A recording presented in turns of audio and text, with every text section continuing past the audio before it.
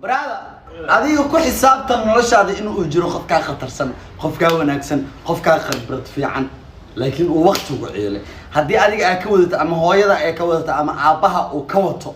ama idinko dhan cadintiin ogaa idinko dhan in ka fiican ama dad in ka khibrad badan oo waqtigu ciilay baa jiro dhalinyaro badan oo adiga ka wanaagsan ka aqoon badan ka khibrad fiican ka xaniya badan ka raganimo badan ka naxariis badan كان أود بدن وإلهي سيو باور كأجر برادر لكن وقت البوعيلي هذه أو دقن أو نعسة معاه وقت وكو معناه ووقت وكساعد ها أما لأن أدونكو لن أكودته وجو إن أجر قف عليك هادرن قف كالي بحسن